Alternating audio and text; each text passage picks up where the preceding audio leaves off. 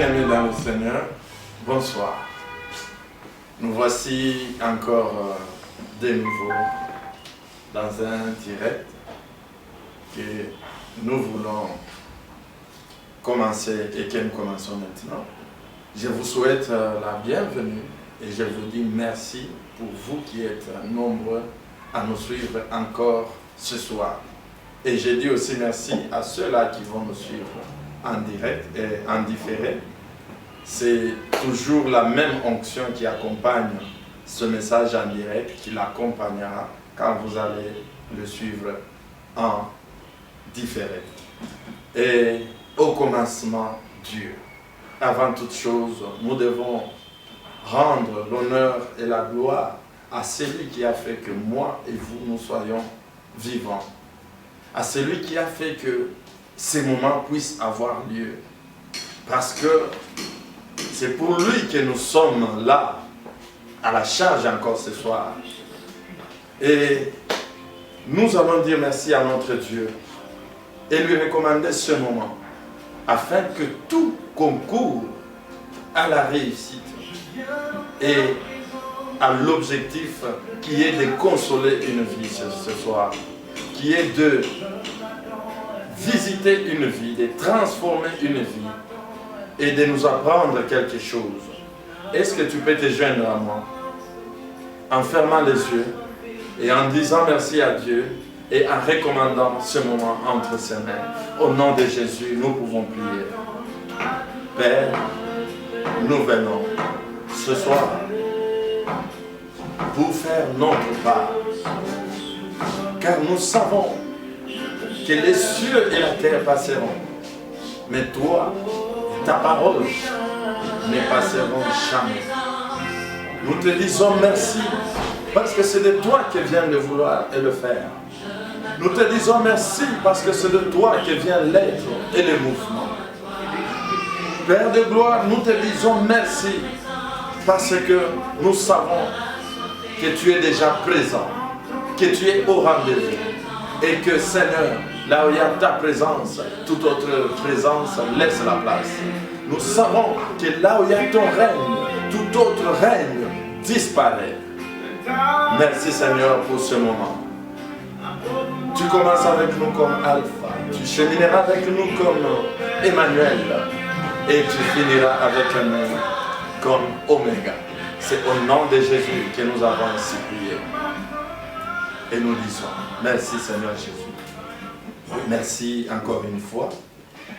Je vous demande de prêter attention à ce message que le Saint-Esprit nous a mis à cœur pour partager avec vous ce soir.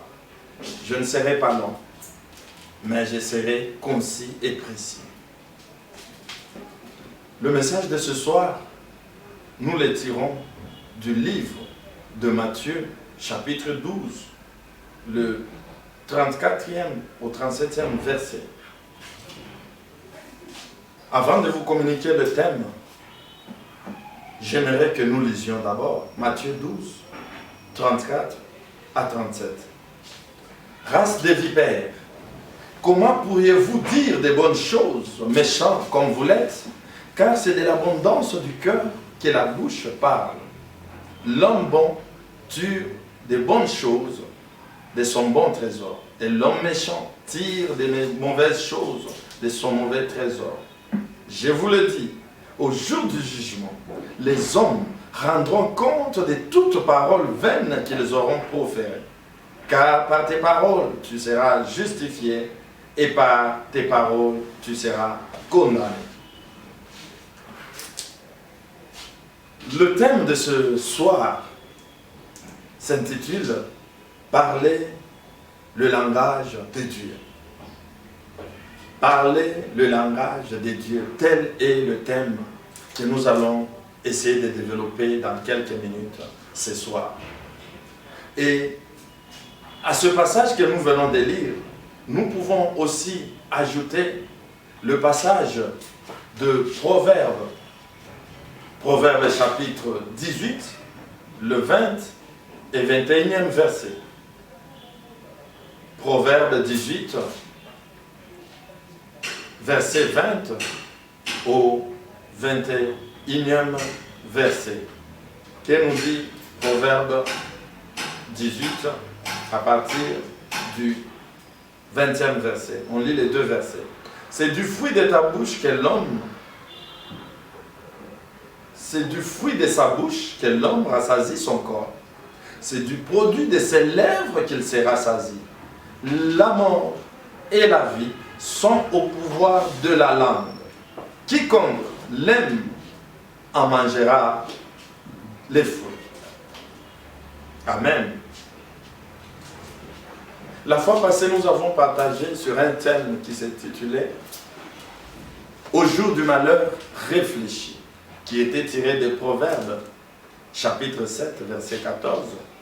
Cet enseignement nous interpellait à ce qu'au jour du malheur, comme celui que la planète traverse, que nous ne devions pas nous lancer dans des plaintes, dans des cris, dans des pleurs, mais il fallait réfléchir. Et en réfléchissant, le Saint-Esprit m'a interpellé sur une chose qui fait le sujet de ce soir. Le Saint-Esprit a constaté que, à la place de la réflexion, nous parlons plus que nous n'écoutions. Mais, dans nos paroles, quel est notre langage? C'est pourquoi le thème de ce soir, c'est comme un commandement. C'est comme un ordre que le Saint-Esprit donne à son peuple, à son Église. Que nous devons parler le langage de Dieu. Nous devons parler le langage de Dieu. Si le coronavirus est devenu le sujet principal dans tous les médias du monde entier, et il est devenu l'objet de l'attention particulière de tout être humain sur la terre aujourd'hui, coronavirus ne doit pas devenir le thème central de la prédication dans l'Église. Amen, peuple de Dieu. Coronavirus ne doit pas devenir, en tout cas pour moi, le sujet principal de ma prédication. Car chaque travailleur a un contrat avec son employeur. Moi aussi, en tant que serviteur de Dieu, j'ai un contrat avec mon employeur, qui est Christ. La Bible dit que nous avons été rachetés par le sang de l'alliance. Donc il existe une alliance entre nous et Christ. L'alliance est un contrat dans lequel deux parties s'engagent à respecter les clauses et les conditions qui sont mises là-dedans. Et il y a des choses que Dieu s'engage à faire et des choses qu'il te demande aussi de faire. Et ce soir, nous voulons rappeler que malgré le règne du Covid-19, nous devons garder le langage de Dieu. Tout celui qui a reçu Jésus-Christ comme Seigneur et Sauveur, tout celui qui a confié sa vie à Christ, il devient membre du royaume. Et tout membre du royaume est un né de nouveau. Pourquoi dit-on qu'il est né de nouveau? Parce que notre vie sur terre ne commence pas directement dans le royaume. La vie a commencé par une naissance physique dans ce monde, dans une maternité, à travers une maman qui nous met au monde. Et c'est là que notre vie commence, sur cette terre. Et automatiquement, nous devenons citoyens du monde. Mais faire partie du royaume de Jésus-Christ, qui est spirituel, qui est invisible, est un choix que quelqu'un fait à un moment de sa vie. C'est un choix et une décision que quelqu'un prend de faire partie, d'entrer dans le royaume de Dieu. Mais cette entrée, comme l'entrée dans ce monde, c'est fait aussi par une naissance. C'est pourquoi on parle d'une nouvelle naissance. Mais cette fois-ci, ce n'est plus la naissance physique, mais c'est la naissance spirituelle. La naissance dans l'esprit, qui intervient après une mort dans l'esprit de l'ancien homme, du vieil homme, et la résurrection au travers l'œuvre de la croix dans l'esprit, pour devenir une nouvelle créature, naître dans ce nouveau royaume. Amen. Comme nous le constatons dans ce monde physique, naître dans une famille, c'est un fait. C'est un constat. Mais vivre dans une famille, ça s'apprend. Je suis en train maintenant d'entrer dans le développement de notre thème qui est parler le langage de Dieu. Naître dans une famille, c'est un fait. Mais vivre, savoir vivre dans une famille, ça s'apprend. Le fait de naître dans une famille ne déclenche pas automatiquement la manière de se comporter dans cette famille. Dans chaque famille, remarquerez qu'il y a une manière de se comporter. Il y a une manière de parler. Il y a une manière de manger. Il y a un langage particulier propre à chaque famille. Vous verrez que dans chaque famille, il y a même une manière de s'appeler. Il y a des familles où tout le monde s'appelle par les noms, les grands comme les petits. Et dans d'autres familles, c'est une impolitesse que les jeunes appellent son aîné par son propre nom. Et dans des villes comme la nôtre, Kinshasa, dans la langue lingala, où les grands, on les appelle les yaya. Donc chaque nom d'un grand doit commencer par ya. Si le grand frère s'appelle Crispin, on doit commencer par ya Crispin. Et le fait que les jeunes appellent Crispin, Crispin, dans certaines familles, c'est une grande impolitesse. Mais dans d'autres familles, c'est un signe d'affection. On ne peut condamner ni l'une ni l'autre. Mais chaque famille a ses manières, chaque famille a sa façon de se comporter. Et tout cela s'apprend dès le bas âge. Cet apprentissage, c'est ce que nous appelons communément éducation. Donc quand un enfant naît, sa naissance, c'est un fait, elle est constatée. Mais la manière de se comporter dans la famille où l'enfant est né, s'apprend au travers l'éducation. C'est le travail que fait le Saint-Esprit au travers la parole.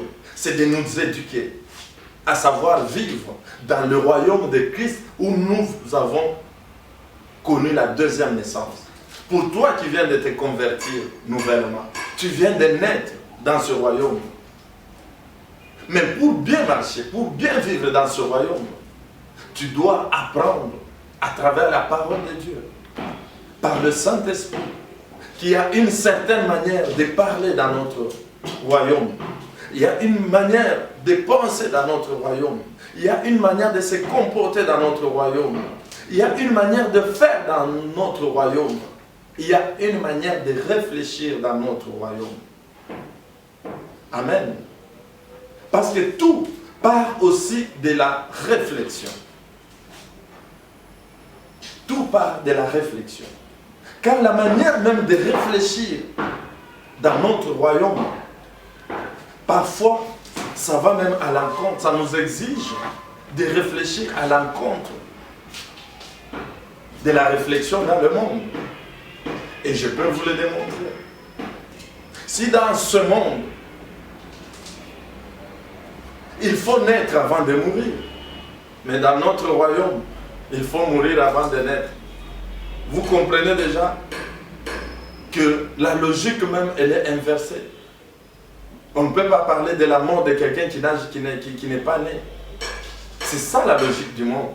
Mais la logique de notre royaume, il faut d'abord mourir avec Christ pour renaître dans ce nouveau royaume.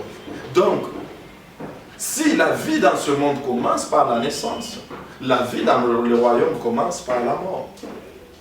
Vous comprenez que déjà, s'il faut réfléchir, on ne doit pas réfléchir de la même manière. On ne doit pas parler de la même manière. Si dans le monde, pour avoir, il faut recevoir. Mais dans notre royaume, pour recevoir, il faut donner. Pour avoir, il faut donner. Dans ce monde, le plus grand, c'est celui qui est servi par tout le monde. Mais dans notre royaume, le plus grand, c'est les serviteurs de tout le monde. Si dans ce monde, les premiers sont les premiers, mais dans notre royaume, les premiers sont les derniers, et les derniers sont les premiers. Vous comprenez que, de par cette manière de faire, de réfléchir, ça doit inculquer un autre langage, qui doit être différent du langage des hommes. Et dans notre royaume, en matière de déclaration, la Bible nous exige de confesser, non pas ce que nous vivons, mais de confesser ce que nous voulons vivre. Et c'est comme ça que vous entendrez le prophète Joël, dans le livre de Joël 3, verset 10, il dit que le faible dise « je suis fort », que les pauvres disent « je suis riche ». Parce que nous avons un Dieu qui appelle à l'existence des choses qui n'existent pas. Dans nos familles du monde, quand nous regardons la manière dont les choses se passent dans ce monde, car la nature elle-même doit nous apprendre. Prenez un enfant qui a 6 mois, qui est né à Kinshasa. Jusqu'à 6 mois, c'est supposé qu'aucun bébé n'a commencé à parler. Donc jusqu'à 6 mois, tous les bébés du monde entier sont sans langue. Mais si vous prenez ce bébé qui est né à Kinshasa, vous l'amenez en Chine, et quand ce bébé, quand cet enfant aura 12 ans, il parlera quelle langue? Il parlera chinois. Pourquoi? Parce qu'il sera élevé en Chine, dans une famille chinoise, qui parle chinois. Même s'il est congolais, né au Congo, mais le fait de grandir, d'être élevé dans une famille en Chine, lui apprendra le langage chinois. Et quand cet enfant voudra peut-être retrouver ses racines, revenir au Congo pour étudier à 12 ans, il sera obligé d'apprendre la langue qui se parle à Kinshasa, au Congo. Et vous le voyez même avec nos jeunes, qui quand il a eu son diplôme d'État, il veut aller faire ses études, par exemple aux États-Unis.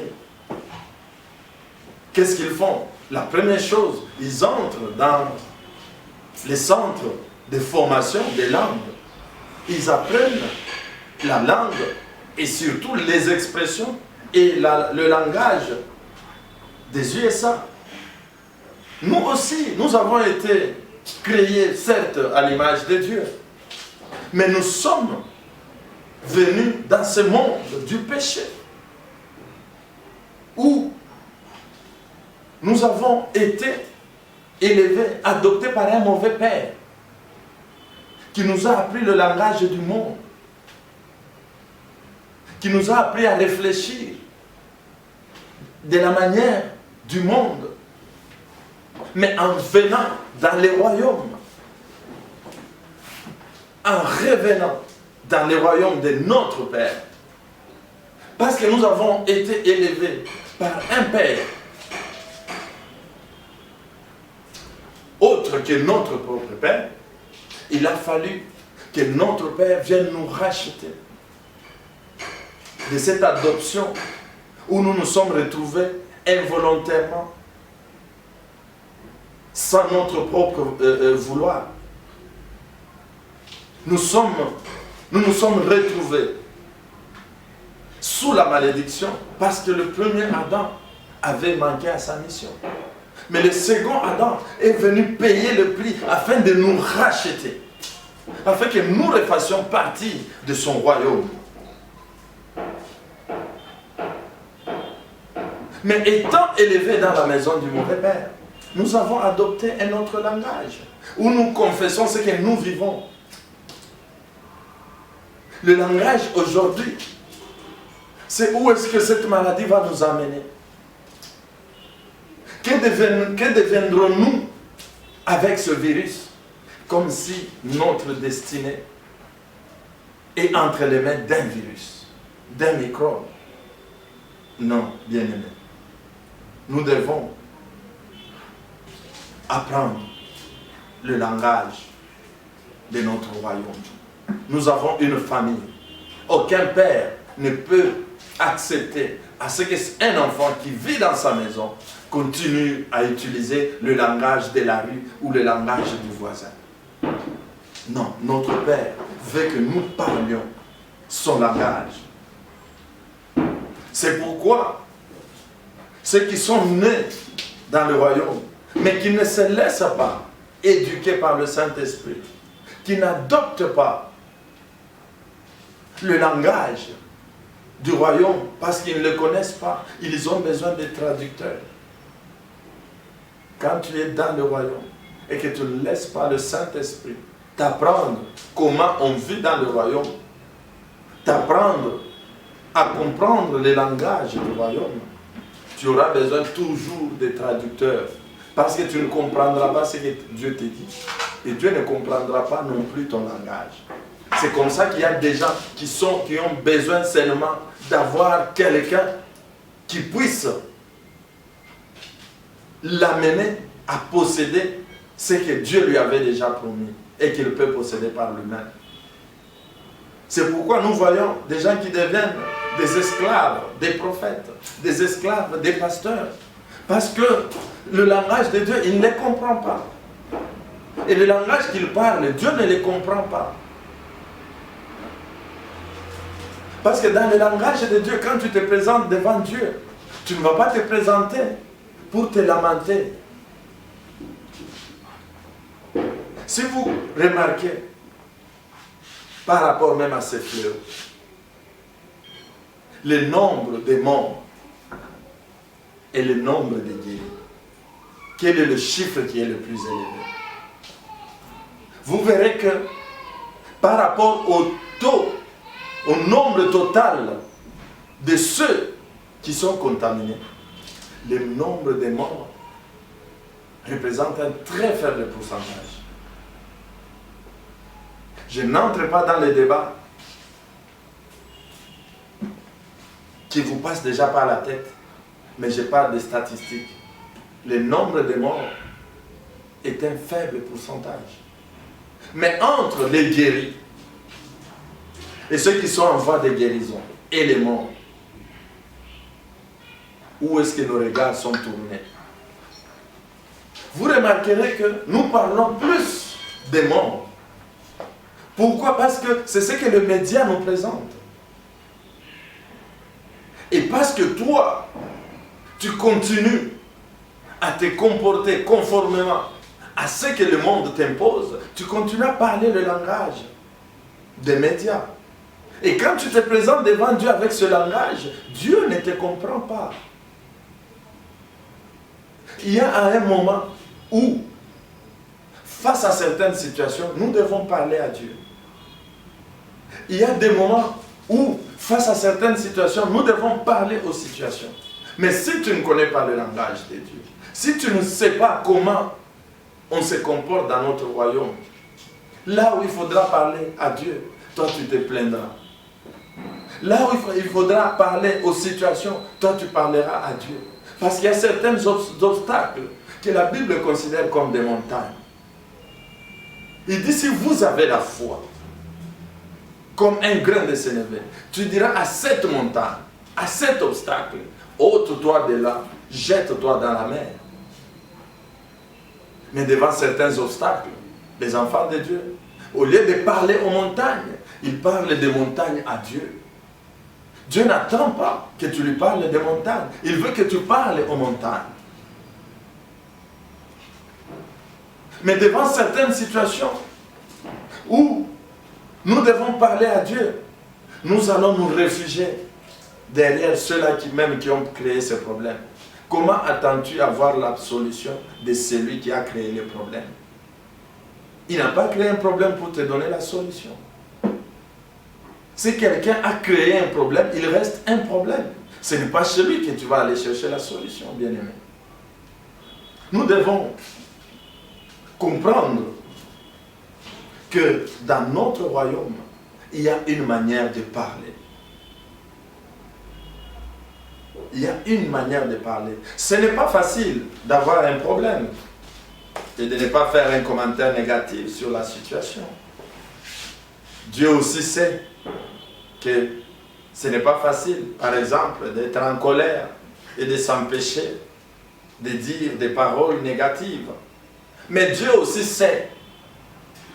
Et il a décidé qu'il ne laissera rien t'arriver qui soit au-dessus de tes forces. Donc tu n'as pas d'excuse pour dire comprenez-moi, comprenez mes plaintes. Si vous étiez à ma place, non.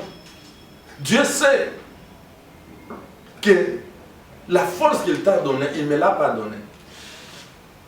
S'il a laissé cela t'arriver, c'est que c'est dans tes forces. Tu ne dois pas trouver des excuses pour passer au-delà de ce que la parole de Dieu te recommande. Aucune tentation n'est au-dessus de nos forces. Aucune preuve n'est au-dessus de nos forces. Donc, que nous soyons dans la joie, que nous soyons dans la douleur, que nous soyons dans les difficultés, nous devons garder le langage de Dieu.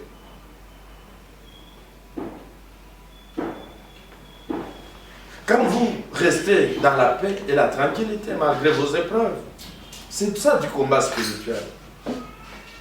Car la Bible déclare, c'est dans le calme et le repos que viendra votre salut.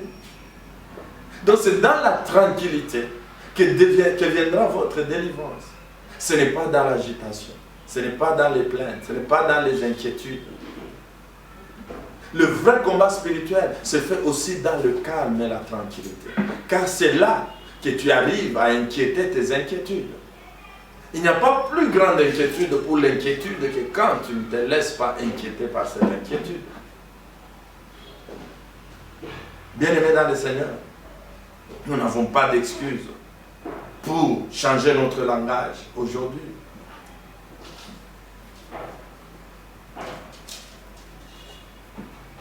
Jean dit que les paroles que je vous ai dites sont esprit et vie.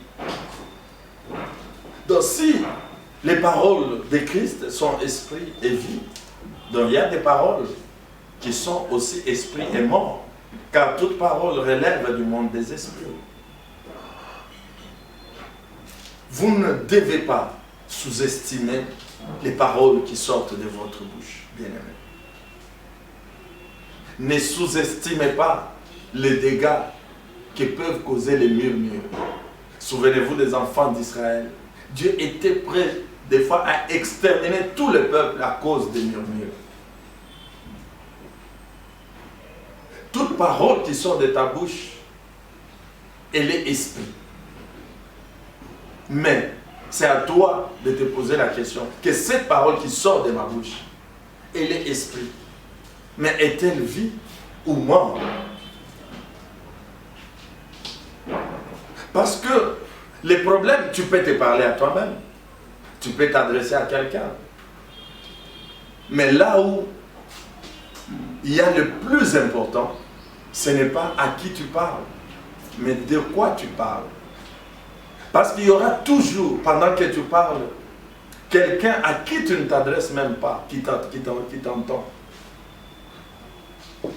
Vous savez que tout autour de nous, il y a les anges qui campent à côté des enfants de Dieu pour les arracher à tous les dangers. Qui les voit? Nous savons qu'il y a aussi des démons commis au service des hommes sur la terre. Il y a des démons aussi qui sont là pour surveiller la vie des enfants de Dieu ou la vie de ceux-là qui n'ont pas Christ. Donc ce qui veut dire que quand tu parles, le problème ce n'est pas à qui tu t'adresses, parce qu'il y en a qui t'entendent même si ce n'est pas à eux que tu t'adresses. Donc tu dois maintenant savoir qu'est-ce que tu es en train de prononcer comme parole. Bien-aimés, nos paroles sont des conteneurs de puissance. Et elles contiennent une puissance soit positive, soit négative. Elles possèdent la puissance soit créative, soit destructive. Nous sommes les premiers consommateurs de nos propres paroles. Bien-aimés.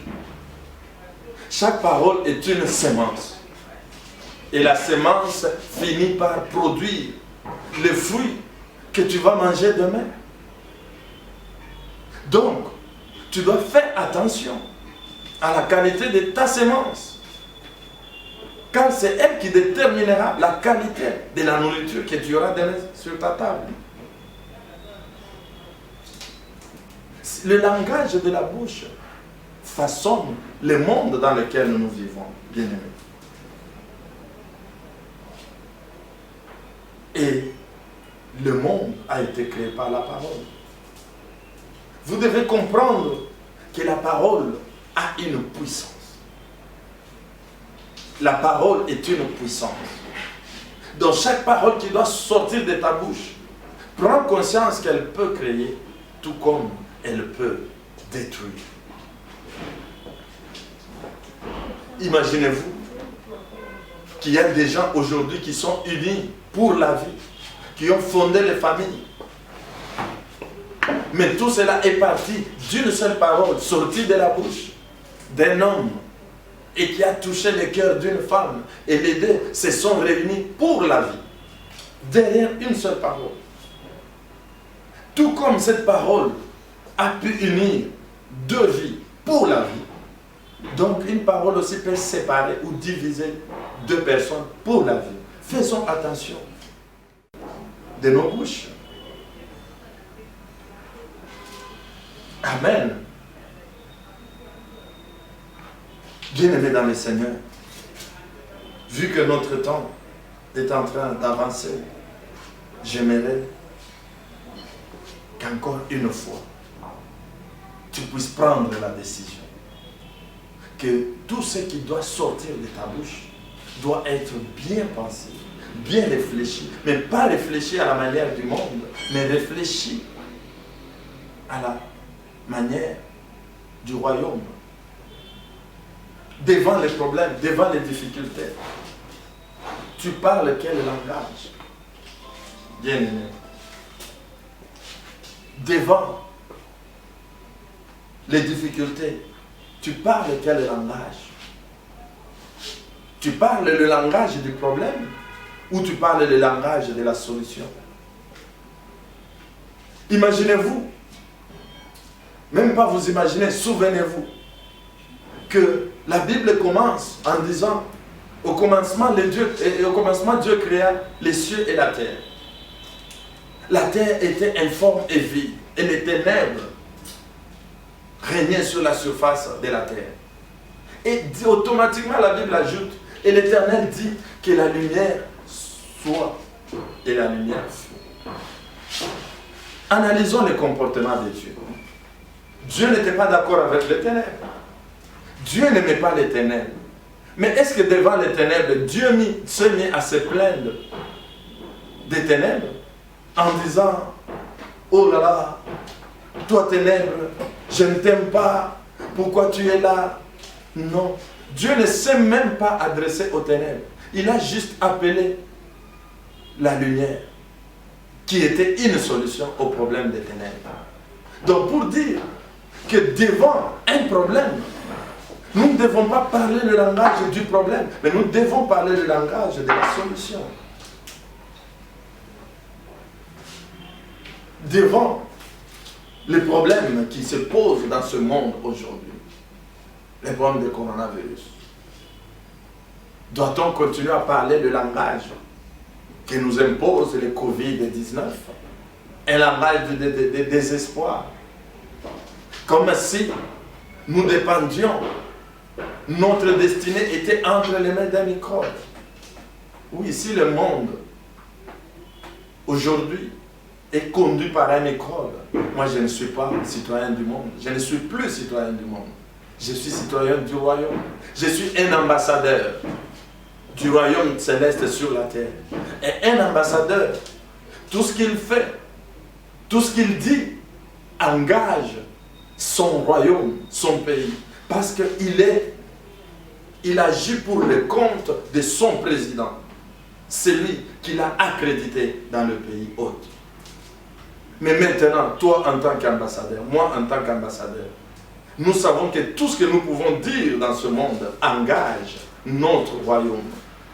Mais est-ce que ce que nous disons, c'est le langage qu'utilise notre président, qui est Jésus-Christ de Nazareth? Ou nous sommes devenus mondains à part entière? Bien-aimés dans le Seigneur, je pense que j'ai pris 30 minutes. J'aimerais que tu puisses retenir quelque chose, que le raisonnement de notre royaume des fois frise la folie par rapport au royaume de ce monde. Quelqu'un qui doit parler le langage de Dieu doit avoir une dose de folie. Ce n'est pas pour rien que Paul a dit, la prédication de la croix est une folie pour les savants et pour ceux qui périssent, mais une puissance pour ceux qui sont en Christ. Parce que comment se fait-il que pendant que tu es dans une plaine plein d'ossements desséchés, qu'on te dise qu'après une seule parole qui sortira de ta bouche, tu vas te retrouver devant une grande armée. C'est par la parole qu'Ézéchiel, qui était devant les ossements desséchés, s'est retrouvé devant une grande armée. Croyez-vous que Ésaü avait vendu son droit d'aînesse par une cérémonie ou un rituel? Non, c'est pas la parole. Il a dit, et toute sa destinée a suivi cette parole. Il croyait que c'était une simple parole. Mais cette parole lui a arraché la bénédiction du Père. Une parole de la bouche. C'est pourquoi Proverbe nous dit, la mort et la vie sont au pouvoir de la langue. Bien-aimés dans le Seigneur, ce soir, le Saint-Esprit a voulu seulement que nous puissions nous rappeler que nous sommes membres d'une famille. C'est à toi de choisir, c'est à toi de te situer. Tu es de quelle famille? Tu es de quel royaume? Mais si tu es, comme moi, membre du royaume, il y a un langage dans notre royaume. Il y a une réflexion dans notre royaume. Il y a un comportement dans notre royaume. Quelles que soient les situations, quelles que soient les circonstances, tu dois continuer à parler le langage de Dieu. Que Dieu te bénisse. Oui, bien-aimés dans le Seigneur, nous allons prendre un petit moment de prière où tu dois prendre conscience que tu n'es pas n'importe qui pour parler de n'importe quoi. Tu es dans ce monde, mais tu n'es pas de ce monde. Tu es un voyageur, un passager, et que tu n'es qu'un ambassadeur du royaume des cieux sur cette terre. Tu ne dépends pas des réalités de la terre, mais tu dépends de la vérité de ton royaume. Est-ce que tu peux dire merci à Dieu qui a voulu que ce soir nous puissions partager brièvement cette pensée? Je ne suis pas entré trop en profondeur, mais j'ai voulu seulement que tu puisses retenir l'idée générale que tu dois continuer à parler le langage de Dieu. Père, nous te disons merci. Merci pour ce message de ce soir. Que je pense, Seigneur, que ce message a touché une vie. Je pense que ce message, et je crois qu'il a transformé une existence. Ce message a fait prendre à quelqu'un la conscience qu'il est dans ce monde, mais qu'il n'est pas de ce monde. Qu'il ne doit pas confesser ce qu'il vit, mais il doit confesser ce qu'il veut. Père, je te dis merci, parce que cela confirme le pouvoir que tu nous as donné, en disant, voici je vous donne le pouvoir de marcher sur les serpents, les scorpions et sur toute la puissance de l'ennemi, et que rien ne pourra vous nuire. Père, merci. Oui, bien-aimés dans le Seigneur, nous allons maintenant prier pour nous soumettre à la volonté de notre Père Céleste, à la volonté de notre royaume, et non pas à la volonté de ce monde. Cette maladie, bien qu'étant dans ce monde, nous sommes exposés aussi à cette maladie. Mais nous allons demander la protection pour ceux qui sont exposés. Et nous allons demander la guérison pour ceux qui sont déjà atteints. Car le sort pour leur vie n'est pas décidé par le microbe, n'est pas décidé par les médecins, n'est pas décidé par le monde, mais il est décidé par celui qui est notre roi. Est-ce que tu peux prier et pour toi et pour ta famille au nom de Jésus? Oui, Seigneur Dieu Tout-Puissant, nous recommandons, Seigneur, nos vies entre tes saintes mains. Car nous sommes dans ce monde, nous subissons les intempéries, les influences de ce monde. Mais tout ce que nous retenons ce soir, c'est que notre sort, notre vie dépend du ciel. Ce n'est pas à un microbe de décider de la vie ou de la mort de qui que ce soit dans notre royaume. Ce n'est pas ni aux médecins de décider qui va vivre et qui va mourir. Mais Seigneur, tout dépend de toi, Créateur des cieux et de la terre. Père, protège nos frères et sœurs, ceux-là qui sont exposés, ceux-là qui travaillent dans le domaine médical, exposés jour et nuit, dans le traitement des malades souffrant de ces microbes. Père, si toi tu me gardes la maison, ceux qui la gardent veillent enfin. Père, j'ai pris pour ceux-là qui sont dans les lits des maladies, quelle que soit leur phase, ceux-là qui appartiennent à ton royaume, touche-les, ô Éternel Dieu, qu'ils soient guéris. Et même ceux-là qui n'ont pas encore reçu Jésus-Christ comme Seigneur et Sauveur, ta parole déclare, l'Éternel n'aime pas la mort d'un pécheur. Ta volonté est que tous soient sauvés. Père, comment seront-ils sauvés s'ils n'ont pas eu le temps de venir, de revenir, Seigneur, dans la bergerie? Père, étends ta main, touche et sauve les malades au nom de Jésus. Amen.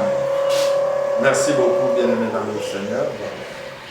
Nous avons atterri et nous sommes à la fin de notre direct de ce soir.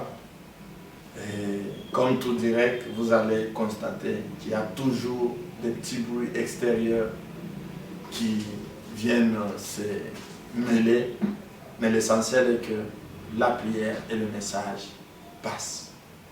Et notre programme, ça sera tous les mercredis et tous les vendredis de 19h30 à 20h15 et le dimanche de 10h30 à 11h30. Donc en semaine, nous prendrons 45 minutes. Avec un peu de retard, on peut arriver jusqu'à 50 minutes, mais l'idéal c'est de vous prendre 45 minutes en semaine et 1 heure le dimanche. La situation oblige, mais c'est aussi un bel exercice incendie, comme je le disais l'autre fois, pour que nous puissions aussi apprendre à vivre l'Église autrement. Que mon Dieu vous bénisse.